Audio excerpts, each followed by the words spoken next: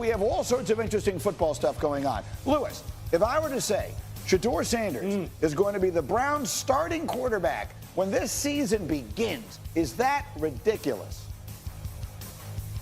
No, Greeny, you know, it's not ridiculous as long as they are able to. And I heard Dan Graziano talking about this morning earlier on ESPN Radio. Yeah, I listen to it when I'm in my car in the morning. It's all as long as they can get him enough reps. And it sounds like Kevin Stefanski is aware of the fact that in order to create a real quarterback competition, he has to kind of change some things in terms of the way he divvies out reps during the preseason and during the offseason. If he can compete with Dillon Gabriel, if he can compete with Joe Flacco, he can compete with Kenny Pickett, there's a very good chance that if this is an organic competition with a level playing field, he could be your starter week 1, no question about it. Look, sometimes we attach this number now. He was a 5th-round draft pick, and I understand that there was a reason for that. I'm not pretending it doesn't matter at all. But what I'm saying is if he had been drafted in the 2nd round or the 1st, which is what we were expecting, then there'd be almost no debate about it, right? We'd be with exactly the same body of work in college and the same skill set. We would absolutely be forecasting him to be the starter, especially, Dan, when you consider the other options they have available. Right, but he is a 5th-round pick, and there was another quarterback they drafted 2 rounds earlier this year, right. In addition to Joe Flacco, who helped them get to the playoffs 2 years ago, and Kenny Pickett, who he's in the mix as well. So they have 4 guys. They need to get them all practice reps. Kevin Stefanski, what Lewis was alluding to, he put 7-on-7 drills into the rookie minicamp. Usually rookie minicamp is just, classroom stuff, very basic stuff, nothing really, and in terms of team competition. But he wanted Shedeur Sanders and Dillon Gabriel to be able to get some reps at a time of year when they weren't competing with veterans for those reps. So he's very conscious, Stefanski is, of trying to make this as good, as close a competition as possible among all 4 of them. I'm going down with the ship with my friend Mel Kiper on this one. He is the most underdrafted player that I can ever remember. I genuinely believe if he has a chance, a real chance, he's going to wind up making a run at the starting job there sooner rather than later. All right, the next one. Lewis, I was looking over on ESPNBet.com. The Bears' win total for this year is 8.5 wins. This is at ESPN Bet. They only won 5 games last year. So if someone said they're going to be the most improved team in the league this year, is that ridiculous? That's not ridiculous at all. Look, I think, last year when we talked about the Bears and specifically offensively and the lack of development that we saw from Caleb Williams, we pointed squarely to Shane Waldron, the former offensive coordinator, and the fact that there just wasn't a good plan on top of the fact that there just wasn't enough surrounding him. Well, all of that has changed this year with Ben Johnson coming in, with the revamping of the interior 3 of the offensive line, and then the work that they did in the draft, Greeny, and we were there on the desk and we saw it. We saw them draft Colston Loveland. We saw them draft Luther Burden, wide receiver, tight end, respectively, to go along with a guy like DJ Moore, and Rome Odunze. This team is loaded offensively. Now it's about putting together a good plan and Caleb living up to his potential that he showed in college, that he showed at Oklahoma, that he showed at USC. And if all that comes together, this could be one of the more explosive offenses in the NFC and in the league overall. Now, I know that's a big leap. People say, hey, look, let's just crawl before we walk. Let's walk before we run. But look, this league, people can go worst to first in a hurry. I'm not saying they're going to go worst to the first in their division, but they will be much improved. One of the most improved teams in the NFL.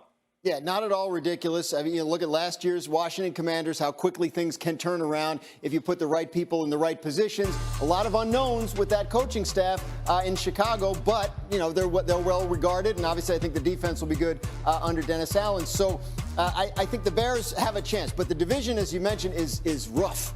That is rough, and that is going to probably cost them on their win total because they're going to have to fight against those other 3 teams that all made the playoffs last year. Most improved team, I'd be looking more at like a San Francisco or a Dallas, teams we've seen do it and then had their seasons last year done in by injury. Oh, you mentioned Dallas, did you? Well, isn't that a good segue?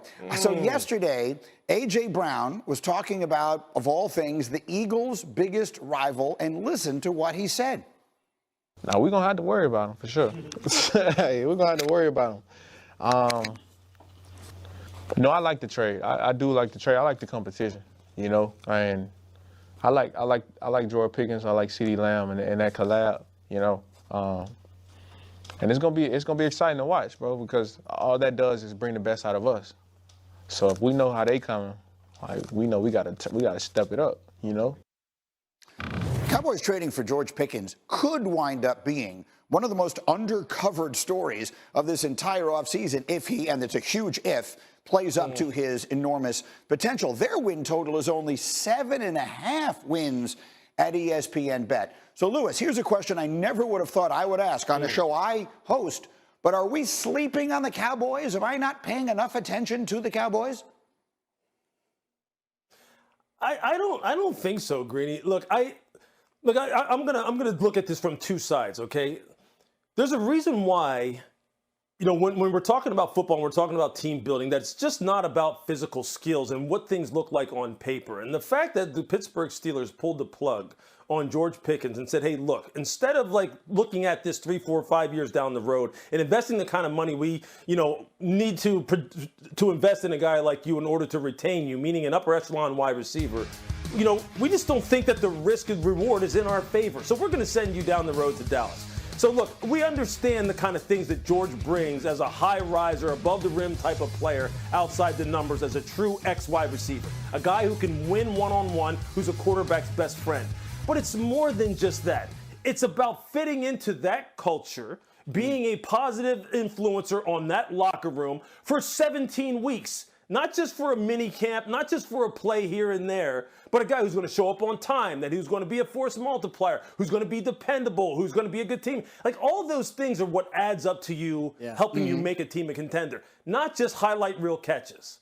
You made an interesting point, that they won 7 games last year without their quarterback. Quarterback got hurt halfway through the season. I'm pretty sure that they've been over 7.5 in every one of Dak Prescott's fully healthy seasons. Then they believe that George Pickens, coming into their leadership structure in terms of their locker room, in terms of the quarterback, in terms of CeeDee Lamb, right, they'll get. All right, in the 2024 Paris Games, Old Glory, the old red, white, and blue once again took home top honors, most medals, 126, most goals, 40.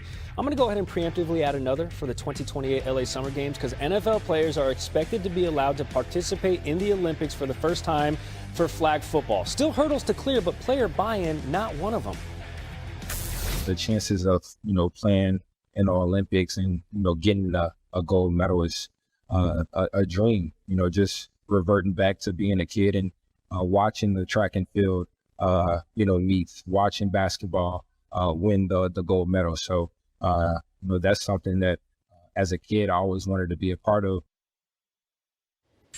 I hope there's a mercy rule. While the NFL and its players are behind the push for the Olympics, they are split between that and the other push, the tush push, expected to be voted on today whether to continue to allow the play that the Eagles and Bills both ran effectively to the tune of a touchdown or first down. 87% of the time they ran it. 24 of 32 teams need to vote yes on banning the play to disallow it. Các bạn, chào mừng các bạn đã đến với kênh YouTube của mình. Ngày hôm nay mình sẽ là một chiếc video, đó là tô mò những sản phẩm, hoa quả, con vật, đồ vật, vân vân. Các bạn chưa biết sản phẩm gì đúng không? Thì hãy xem hết video của mình nhé. Nếu các bạn thích những sản phẩm nào trong những video thì các bạn hãy comment xuống để mình sẽ làm theo nha các bạn. Và bây giờ chúng ta cùng đi tô mò nào. Thì mình sẽ tiếp tục nguồn cho bạn.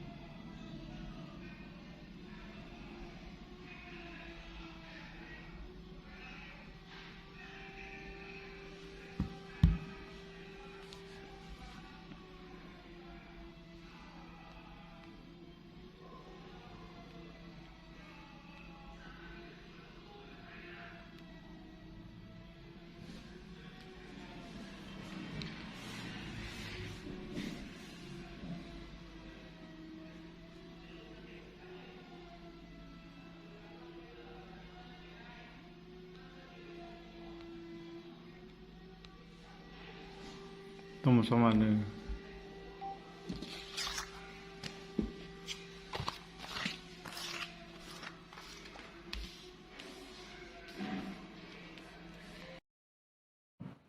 Xin chào tất cả các bạn, chào mừng các bạn đã đến với kênh YouTube của mình. Ngày hôm nay mình sẽ làm một chiếc video, đó là tô màu những sản phẩm, hoa quả, con vật, đồ vật, vân vân. Các bạn chưa biết sản phẩm gì đúng không? Thì hãy xem hết video của mình nhé. Nếu các bạn thích những sản phẩm nào trong những video thì các bạn hãy comment xuống để mình sẽ làm theo nha các bạn. Và bây giờ chúng ta cùng đi tô màu nào. Mình sẽ tiếp tục mà các bạn.